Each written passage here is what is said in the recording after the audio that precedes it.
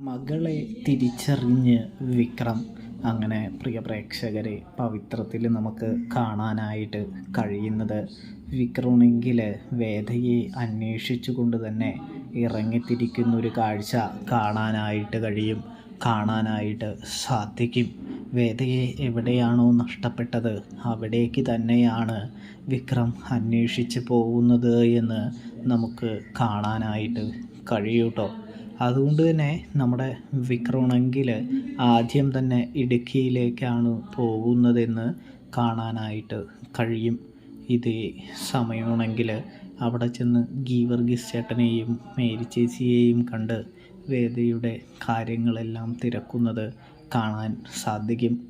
ഇതേ സമയം ഗീവർഗീസ് ചേട്ടനും മേരി ചേച്ചിയുമാണെങ്കിൽ പറയുന്നുണ്ട്, അവസാനമായിട്ട് ഞങ്ങൾ വേദിയെ കണ്ടത് നിന്നെ അന്ന് പോലീസ് പിടിച്ചു കൊണ്ടുപോകുന്ന ആ സമയമാണ് എന്ന് പറയുമ്പോൾ, അതിനുശേഷം ഞങ്ങൾ വേദിയെ കണ്ടിട്ടില്ല എന്ന് പറയുമ്പോൾ വിക്രം ആകെ സങ്കടത്തിലാകുന്നുണ്ട് എന്ന് കാണാനായിട്ട് കഴിയും. ഇതേ സമയമെങ്കിൽ നമ്മുടെ വിക്രമാണെങ്കിൽ അന്ന് വേദ കുഴഞ്ഞു വീണിരുന്നു. ആ ആശുപത്രിയിൽ പോയ വല്ല വിവരവും കിട്ടോ ഗീവർഗീസ് ഏട്ടാ എന്ന് ചോദിക്കുന്നത് കാണാൻ സാധിക്കും. ഇതേ സമയമാണെങ്കിൽ എന്തായാലും വിക്രം ഇതുവരെ അന്വേഷിച്ചതല്ലേ, ഞാനും കൂടി വേദയെ അന്വേഷിക്കാമെന്ന് പറഞ്ഞ് ഗീവർഗീസ് ഏട്ടനും കൂടെ കൂടുന്നുണ്ട്. അങ്ങനെ അവർ രണ്ടുപേരും കൂടി ആശുപത്രിയിലേക്ക് പോകുന്നൊരു കാഴ്ച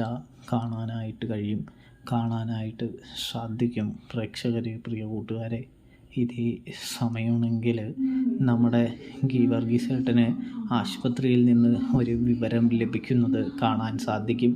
വേദയെ ഇവിടെ അഡ്മിറ്റ് ചെയ്യുമ്പോൾ വേദ ഗർഭിണിയായിരുന്നു എന്ന് ഗീവർഗീസ് ഏട്ടൻ തിരിച്ചറിയുമ്പോൾ ആ സന്തോഷ വാർത്ത വിക്രത്തോട് പറയുന്നൊരു കാഴ്ച കാണാനായിട്ട് കഴിയൂട്ടോ. ഇതേ സമയമാണെങ്കിൽ വിക്രമാണെങ്കിൽ സന്തോഷം കൊണ്ട് തുള്ളിച്ചാടുന്നതിലുപരി വേദ എന്തുകൊണ്ട് തന്നിൽ നിന്ന് ഇത് മറച്ചു വെച്ചു എന്ന് ചിന്തിക്കാനായിട്ട് ഒരുങ്ങുന്നത് കാണാം. അപ്പോൾ ഗീവർഗീസ് ഏട്ടൻ വിക്രത്തോട് പറയുന്നുണ്ട്, വേദക്കുഞ്ഞ് ഇത് മറച്ചു വെച്ചത് വേറെ ഒന്നുകൊണ്ടും ആയിരിക്കില്ലെന്നേ. ആ ശ്രീകാന്ത് അയാൾ അറിഞ്ഞു കഴിഞ്ഞാൽ ആകെ പ്രശ്നമാവില്ലേ. കൂടാതെ തന്നെ വിക്രം, നിങ്ങളാണെങ്കിൽ ജയിലിലുമാണല്ലോ. അവൾ എവിടെയെങ്കിലും പോയി തൻ്റെ കുഞ്ഞിനെ സുഖമായിട്ട് പ്രസവിക്കാൻ വേണ്ട സാഹചര്യം ചിലപ്പോൾ ഒരുക്കുകയായിരിക്കുമെന്ന് പറയുന്നത് കാണാൻ കഴിയും. ഇതേ സമയമാണെങ്കിൽ നമ്മുടെ വിക്രമാണെങ്കിൽ വേദ പോയ വഴികളെല്ലാം അന്വേഷിക്കാനായിട്ട് തുടങ്ങുന്നത് കാണാനായിട്ട് കഴിയും. അപ്പോഴാണെങ്കിൽ നമ്മുടെ വേദയുടെ കൂട്ടുകാരികളൊക്കെ ചോദ്യം ചെയ്യുമ്പോൾ, കണ്ടുമുട്ടുമ്പോൾ, വിവരം അന്വേഷിക്കുമ്പോൾ ഒടുവിൽ അവർ പറയുന്നുണ്ട് വേദ ഇന്ന സ്ഥലത്തുണ്ടെന്ന്. അങ്ങനെയിരിക്കെ വിക്രം ആ സ്ഥലത്തേക്ക് പുറപ്പെട്ടു പോകുന്നൊരു കാഴ്ച കാണാൻ കഴിയൂട്ടോ.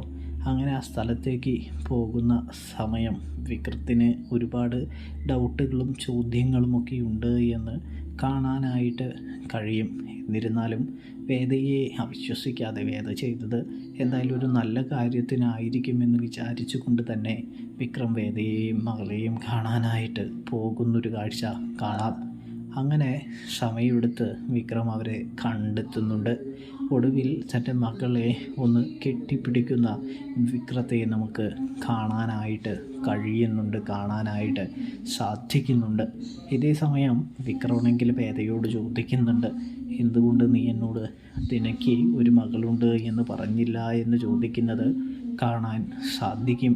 അപ്പോഴാണെങ്കിൽ വേദയാണെങ്കിൽ പൊട്ടിക്കരഞ്ഞുകൊണ്ട് വിക്രത്തോട് പറയുന്നുണ്ട്, തനിക്ക് മാപ്പ് തരണമെന്നും താൻ ആ അർത്ഥത്തിലല്ല ഒന്നും പറയാതിരുന്നതെന്നും ജയിലിൽ വിക്രം പോയപ്പോൾ താൻ ആകെ പേടിച്ചു പോയെന്നും കൂടാതെ തന്നെയാണെങ്കിൽ ആ സാഹചര്യത്തിൽ തനിക്ക് നാട്ടിൽ നിന്ന് കഴിഞ്ഞാൽ തൻ്റെ കുഞ്ഞിനെ ഇല്ലാതാക്കാൻ തൻ്റെ ഏട്ടൻ എന്ത് നെറുകെട്ട കളി കളിക്കുമെന്നും എനിക്കറിയാം. അതുകൊണ്ട് തന്നെയാണ് താൻ മാറി നിന്നത് എന്ന് പറയുന്നു. ഇപ്പോൾ നമ്മുടെ കുഞ്ഞിന് 5 വയസ്സായിരിക്കുന്നു. ഇനിയിപ്പോൾ പ്രശ്നമൊന്നുമില്ല. നിങ്ങളും തിരിച്ചു വന്നതുകൊണ്ട് തന്നെ വളരെയധികം സന്തോഷം തന്നെയാണ് എനിക്ക് എന്ന് വേദ പറയുന്നത് കാണാൻ സാധിക്കും. അങ്ങനെ നാട്ടിലേക്ക് വിക്രം വേദയെയും കൊണ്ട് കുഞ്ഞിനെയും കൊണ്ട് മടങ്ങുന്നൊരു കാഴ്ചയും കാണാനായിട്ട് കഴിയും. കാണാനായിട്ട് സാധിക്കും പ്രേക്ഷകരെ, പ്രിയ കൂട്ടുകാരെ. അപ്പോൾ റിവ്യൂ ഇഷ്ടപ്പെട്ട സബ്സ്ക്രൈബ്, തുടർന്നും വീഡിയോസിനായിട്ട് സബ്സ്ക്രൈബ് ചെയ്യുക.